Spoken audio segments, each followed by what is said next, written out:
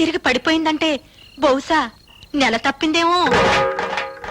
అమ్మని మొగుడొదిలేశాడు, కూతురు చెడిపోయింది. ఆపండి.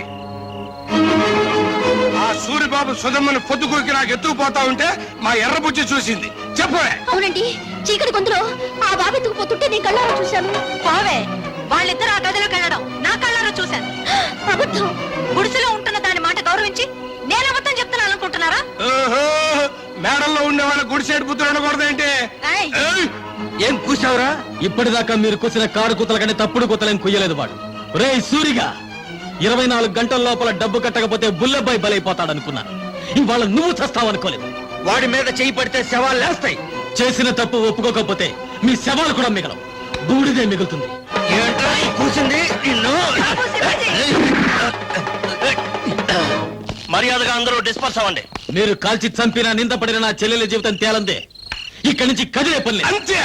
కలెక్టర్ గారు ఫస్ట్ క్లాస్ మేజిస్ట్రేట్ తో సమానం. రేపు ఆయన సమక్షంలో విచారణ జరుగుతుంది.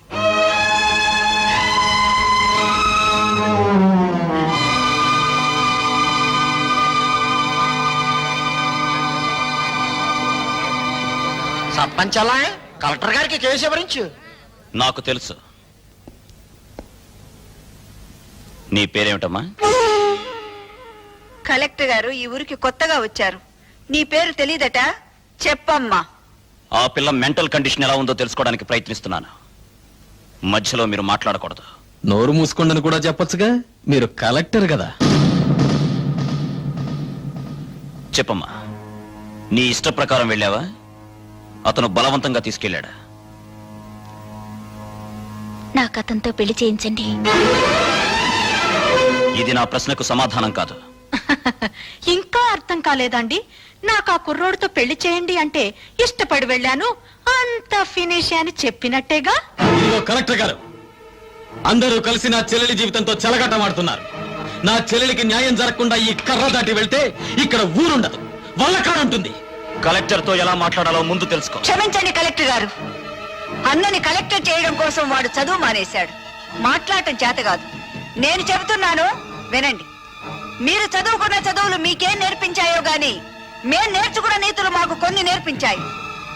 ఆస్తి పోతే కూలి చేసుకుని బతుకుతాం, ఆత్మాభిమానం పోతే పోతే ఇక్కడ జరిగేది ఆత్మహత్యలు కాదు, హత్యలు. భయపెడుతున్నావా?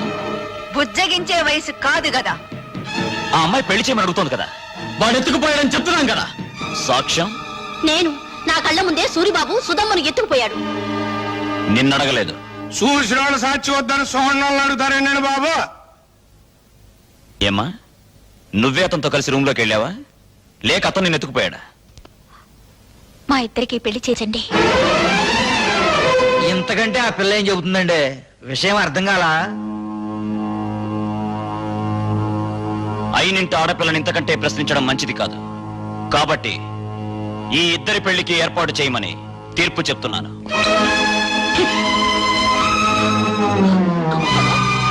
బాబాయ్ బాబా, ఆయన మొత్తకాన్ని తీర్పు చెప్పేసి వెళ్ళిపోతే సరిపోతేటండి. నా కొడుక్కి 5 లక్షల కట్నం ఇవ్వాలి.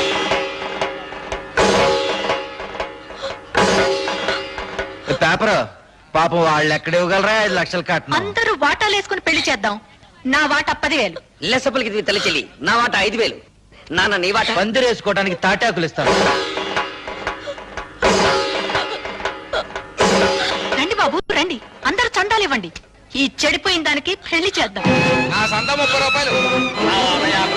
నాది 40.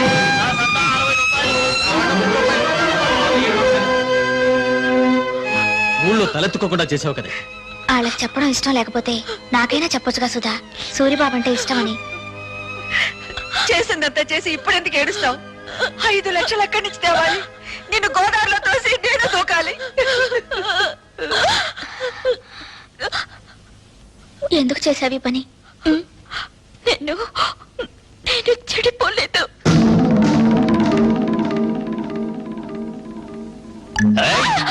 అరిచావంటే చంపేస్తా. నువ్వు అక్కడే కూర్చో, నేను ఇక్కడే కూర్చుంటాను. పిచ్చి పిచ్చి వేషాలు వేసావంటే ఇక్కడే భంచిక్ బొమ్మ అనిపిస్తా. నేను ఇక్కడే కూర్చుంటాను. మీ అమ్మ, ఊరు జనం అంతా వచ్చిన తర్వాత గొడవ జరుగుతుంది కదా, నేనే వెళ్ళి తలుపు తీస్తాను. నాకు పెళ్లి చేయండి, నాకు పెళ్లి చేయండి అని ఎందుకు చెప్పావే? నేను చెడిపోలేదంటే మీరు నమ్ముతారమ్మా, కానీ ఊరు నమ్మదుగా. అందుకే చెడిపోయిందని కుటుంబంగా మన కుటుంబం ముద్ర పడకూడదని నేను ఆ దుర్మార్గుడిని. అత్తయ్య, సుధ చెప్పింది కరెక్ట్ అత్తయ్య. పెళ్లికి ఏర్పాట్లు చేయండి, మిగతా డబ్బు రేపు తీసుకొస్తాను. ఆ రోజు నా కొడుకు నిన్ను పెళ్లి చేసుకోబోతున్నందుకు బాధపడ్డాను.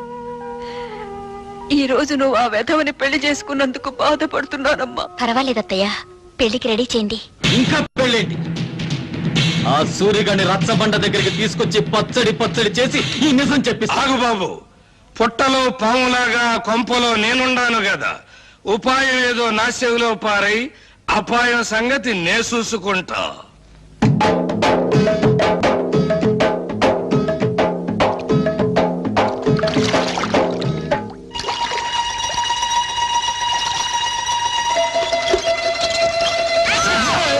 ఏంటో సచ్చినోడా, బాత్రూమ్ తలుపు తీసి అవతల పో. నాకేం తెలుసండి మీరు తలుపులు తీసుకుంటారని చేస్తున్నారని.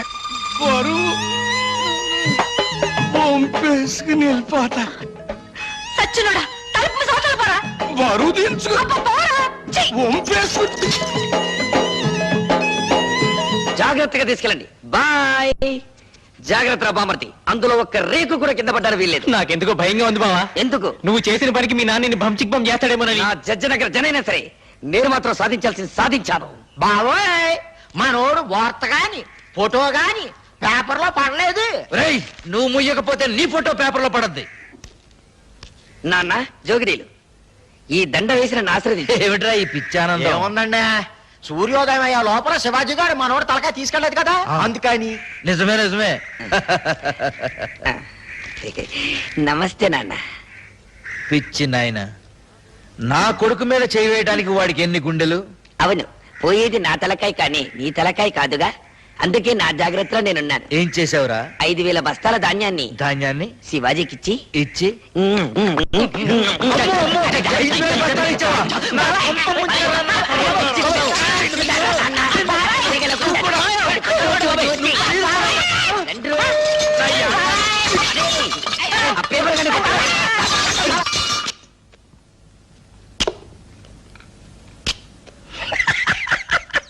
ఏమిట్రా? ఊరుకోండి అమ్మగారు, ఆ? అది చిక్కేస్తుందండి.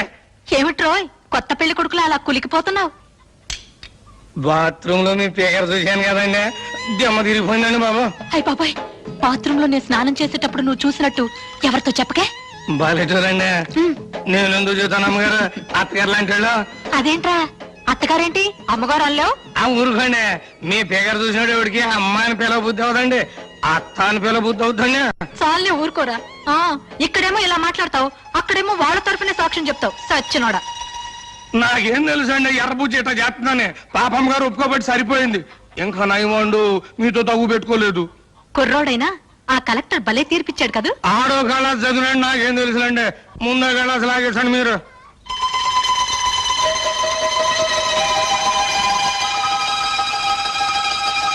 రేయ్, ఈ పూట ఇక్కడే భోంచేసాడు. మీరు అడిగినా వదులుకుంటానండి. పిచ్చ సన్నాసి. ఆ, అబ్బా, కడుపులో తిప్పుతుందేంటి? ఏంట్రా కురుడి నీళ్ళ? భలే చూడండి, మీ ముందే కదా లేక కొబ్బరికాయ కొట్టాను. సర్లే.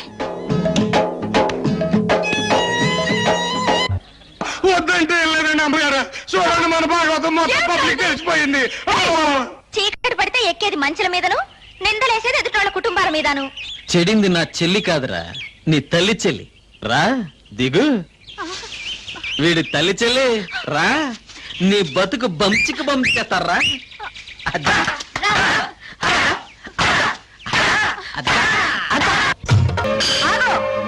ఈ నా కొడుకు నాటకమాడి. నాటకమా? ఏ, నా కూతురు సూరిబాబుతో గదిలో నుంచి బయటికి రాగాలేంది, నీ పెళ్ళం పాలేరుతో మంచం మీద కనపడితే నాటకం అయిందా? నాటకమే. ఇది మీరంతా కలిసి చేసిన కుట్ర. నువ్వు చేసిన కుట్ర కంటేనా? ఎత్తుకుపోవడానికి నువ్వేమన్నా నల్లపూసవా? మంచం మీద ఉండాల్సిన నువ్వు మంచి కల ఎక్కావు. దేవుడు నువ్వే చెప్పింది కుట్ర. కుట్ర ఏంటండి బాబు, ఇదేంటండి అమ్మగారు, మీరే కదండి రాత్రి మంచి హ్యాపీగా ఇక అది ఇచ్చారు. ఎందుకు అంత కోపం? నా కాపేమో తన్ను పెంచాక మిమ్మల్ని అందరినీ మర్డర్ చేస్తా. ఎందుకయ్యా మర్డర్లు? నా కూతురి కేసు ఇదే రచ్చబండ దగ్గర కలెక్టర్ తో విచారణ జరిపించారు కాబట్టి నీ పెళ్ళాం కేసు ఇదే రచ్చబండ దగ్గర విచారణ జరిపించాలి. తల్లి చెల్లు, గల్లీ గల్లీ లెవెల్లో పోయింది పరువు, జిల్లా లెవెల్లో పోగొట్టుకోవద్దు, పాలేరుడు చిన్న అనే లెవెల్కు తీసుకురావద్దు. నిజం చెప్పే తల్లి చెల్లు. నోర్మిళ, అవును, ఇదంతా నేనే చేశాను. ఈవిడ కూతుర్ని ఎత్తుకుపోమ్మని సూరిబాబుతో నాటకం ఆడించానని చెప్పి నన్ను ఇలా మోసం చేసి. సంతోషం, ఒప్పుకున్నావు కదా. విన్నారా, మీరంతా విన్నారా?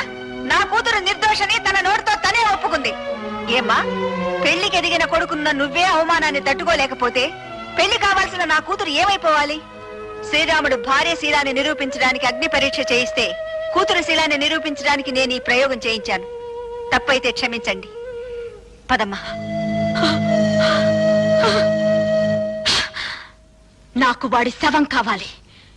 నువ్వు నా మొగుడువైతే భార్యకు జరిగిన అవమానాన్ని తీర్చగలిగిన తీరుస్తాను. ఇంట్లో వాడు ఆడి శవం నా కళ్ళారా చూసే వరకు ఆ కొంపలో నేను అడుగు పెట్టను. ఇక్కడే ఉంటాను. వాణ్ణి చంపు, వాణ్ణి చంపు. ఏయ్! చంపుకుంటే ఎదురుగానే ఉన్నాను. మా నాన్నకు ఈత వచ్చు దుర్యోధన్ రావు, ఆ సంగతి నాకు తెలుసు. నువ్వు సాక్ష్యం లేకుండా మా నాన్నను చంపి చేపల చెరువులో పారేశావు. ఇది తెలిసి ఎందుకు ఊరుకున్నానో తెలుసా? నిన్ను సాక్ష్యం లేకుండా చంపటానికి. ఈ రోజు నుంచి నీకు నాకు బతుకు పందెం. నా చేతిలో నువ్వు చస్తావో, నీ చేతిలో నేను చస్తాను. సాక్ష్యం లేకుండా చంపాలి. ఈ పూటకు నీ పెళ్ళాం నీకు సాక్ష్యం. అందుకే చంపకుండా వెళ్ళిపోతున్నా. నాకు వాడి శవం కావాలి. వాడి శవం కావాలి. శవం కావాలి. శవం కావాలి. ఇన్నాళ్ళు తల్లి చెల్లి అని నోరారా పిలుచుకుంటారు. ఇక నుంచి పిచ్చి తెల్లని పిలవాలి కాబోలు. అంటే ఏంటి? 5,000 బస్తాలు పోయినేనా పిచ్చి చూపులు? ఆ మంచం మీద ఫోర్స్ తర్వాత ఈ పరిస్థితికి వచ్చిందండి. ఆ అవమానంతో హార్ట్ అటాక్ వచ్చి వస్తుందేమోనని భయంగా ఉంది. ఆ భీముడు కావాలి. వాడి పేరు వినపడితే చాలండి, ఈ టైప్ లో జరిపిస్తూ ఉంటుంది. కేసు మీరు చూసుకుంటానంటే వాడిని మర్డర్ చేయిస్తా. వద్దయ్యా, వాడు నీ పెళ్ళాంతో మంచం మీద ఉండటం ఊరు మొత్తం చూసింది. ఇలాంటి సమయంలో వాడిని ఫినిష్ చేస్తే ఊరంతా వాడిని నువ్వే చంపించావని సాక్ష్యం చెప్తుంది. మరి దాన్ని అవమాన భారం నుంచి ఎలాగయ్యా తప్పించడం? కిందటేడు పురుగు పట్టిందని పత్తి రాలిపోతే గుంటూరు జిల్లా రైతులు చాలా మంది ఆత్మహత్య చేసుకున్నారు, గుర్తుందా? అవును. ఆ చేలల్లో జల్లిన మందు అండర్ గ్రౌండ్ లో దాచిపెట్టా, కేసు రాకుండా. అవును. మా నూరు పంచాయతీ మీ చేతిలోనే ఉంది కదా, మరి ఇంకెందుకు ఆలస్యం? ఆ మందు ఊళ్ళో ఉన్న రైతులు మొత్తానికి బట్వాడా చేయించేయి. ఆ దెబ్బతో పత్తి రైతులంతా గుండె బగిలి చస్తారు. మావిడి గురించి మాట్లాడుకోవడం మానేసి ఆ విషయం గురించే మాట్లాడతారు. లెగ్స్ పట్టుకుంటాను. చెప్పు భీముడు, నా తల్లి చెల్లిని నువ్వు మాయ చేసి ఎత్తుకెళ్ళావా, లేక నా తల్లి చెల్లి నిన్ను చూసి చిత్తయి మమ్మల్ని చెత్త చెత్త చేసిందా? చూడు బాబు, నిజం చెప్పకపోతే నాకు పాపం, నిజం చెబితే మీ కుటుంబానికి శాపం. పాపము శాపము. ఇంకా అర్థం కాలా? బావిలో పూడికి తీసినంత శుభ్రంగా చెబుతాను. నేను చెప్తాను పిల్లబాయ్. వస్తున్నాను. దా దా దా చెప్పు. ఇప్పుడు ఇప్పుడు పంచాయతీ ఆఫీస్ అదే కదా? అదే. మీసాల భీముడి వెళ్తుంటాడు కదా? అదే వెళ్తాడు. మీ అమ్మ అక్కడ కూర్చుని ఉంటది కదా? అక్కడే కూర్చుంటుంది. అయ్యి బాబాయ్, నేను చెప్పలేరు బాబాయ్. ఏయ్, చెప్పరా. పంచాయతీ ఆఫీస్ అదే కదా? అదే. మీసాల భీముడి వెళ్తుంటాడు కదా? ఇదే. మీ అమ్మ అక్కడ కూర్చుని ఉంటది కదా? అక్కడే నేను చెప్పలేరు కూర్చుంటుంది. బాబాయ్, నేను చెప్పలేరు. ఒరేయ్, చెప్పరా. ఒరేయ్, నా చెప్తాను. కొడుకా. నీకు హార్ట్ అటాక్ లేదు కదా? లేదు. నీ కాబోయే చిన్నాన్న, ఆ, నీ తల్లి చెల్లి ఆ. ఫస్ట్ నైట్ జరిగింది నా కొట్లోనే బాబోయ్. నా కొట్లోనే. తల్లి చెల్లి. బాబోయ్, నువ్వేం బెంగెట్టుకోకు. ఆ పురుగుల మందులు అన్ని శివరావు గారి మొత్తానికి పంచి పెట్టేశాను. వాళ్ళేమో పత్తిశాల మీద జల్లేశారు. ఈవేళ రేపు పత్తి పూలు అన్ని పట్టుకొని రాలిపోతాయి. ఆ విషయం పేపర్ లో పడిపోద్ది. ఊరుకో బావ, నల్లటివని చిక్ బొమ్మలు కావు, తెల్లటివని భంచిక్లు కావు. ఏమిట్రా గొడ్డలు నడుతున్నావు? అయ్యో నాన్న, ఏడవకుండా చెప్పు. ఇది పట్టుకో.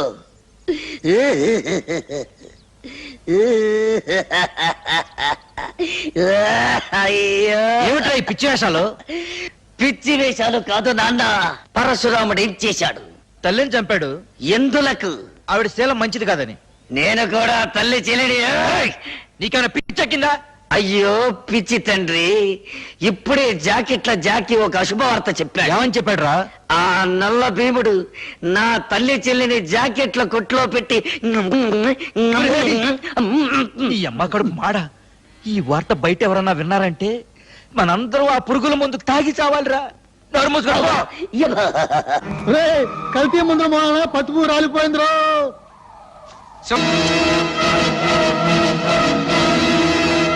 ఆర్తనాదాలా, హాహాకారాలా? చెప్పాను కదంటయ్యా, టాకు మారిపోద్దని. ఆ. ఏంటి?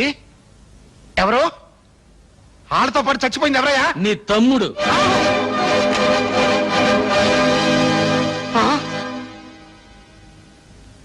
కడసారిగా నీ తోడబుట్టిన వాడి శవాన్ని నీ కంటికి చూపించడానికి తీసుకురాలేదు.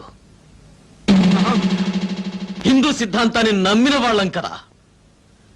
అన్నవి నువ్వు బ్రతుకుండగా ఆయనకి తలకొరివి నేను పెట్టకూడదు. అందుకే శవాన్ని ఇక్కడికి తీసుకొచ్చాను. నిన్ను మా ఊరికి తీసుకెళ్ళచ్చు, కానీ తలకొరివి పెట్టడానికి మిగిలుండకుండా రైతులు నీ తల తరిగి పెడతారు. ముప్పావల పేర్లతో ఎంపీ గారి తమ్ముడి శవాన్ని తగలబెడితే గొప్పే ఉంది, తప్పు కూడా. అందుకే ఎక్కడెక్కడి నుంచో తెప్పించుకున్న గంధపు చెక్కల సామానంతా ముక్కలు చేసి పేళ్లుగా మార్చి చితిని పేర్చి తగలబె.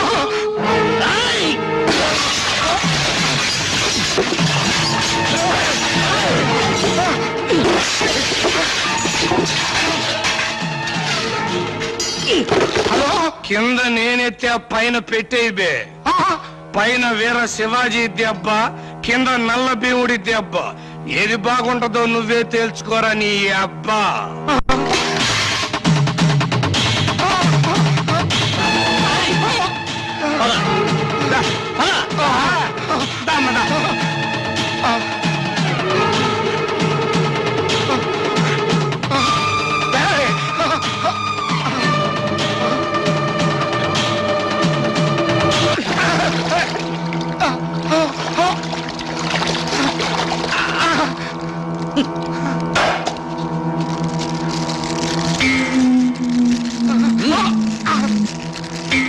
తీసుకో, అంటించు.